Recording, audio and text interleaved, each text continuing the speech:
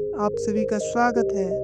अगर कोई स्त्री तुम्हारे दिमाग में हर समय रहती है, काम करते हुए, चलते हुए, यहाँ तक कि ध्यान में भी वही स्त्री रहती है, तो क्या यह प्रेम है या बंधन?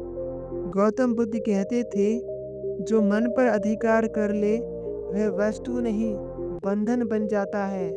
आज की यह कहानी बताएगी बार-बार किसी के बारे में सोचना क्यों होता है?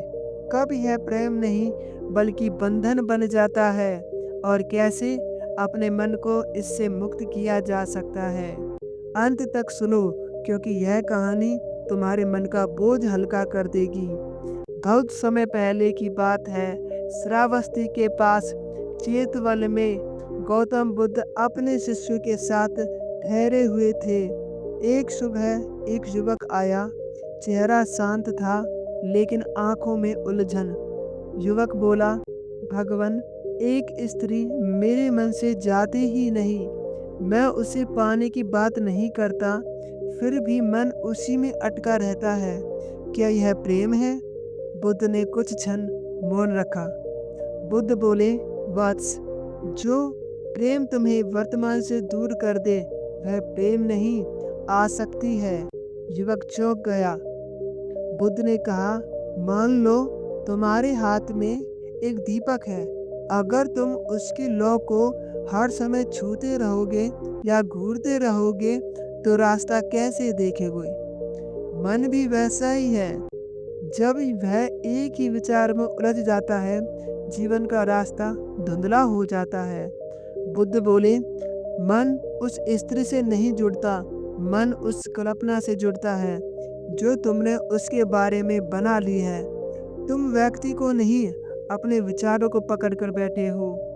बुद्ध समझाते हैं, प्रेम स्वतंत्र करता है, आसक्ति जकड़ लेती है। प्रेम में शांति होती है, आसक्ति में बेचैनी होती है। जहाँ बेचैनी है, वहाँ प्रेम कतई भी नहीं है। बुद्ध बोले, जब भी वह विचार आए, लड़ो मत, बस देखो, यह विचार आया है और यह जाएगा।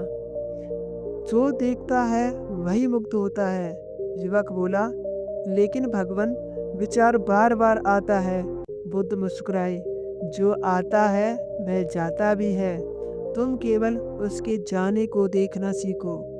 कुछ सप्ताह बाद युवक लौटा, उसका चेहरा हल्का था। वह बोला, विचार आते हैं, पर अब मुझे नहीं बांधते।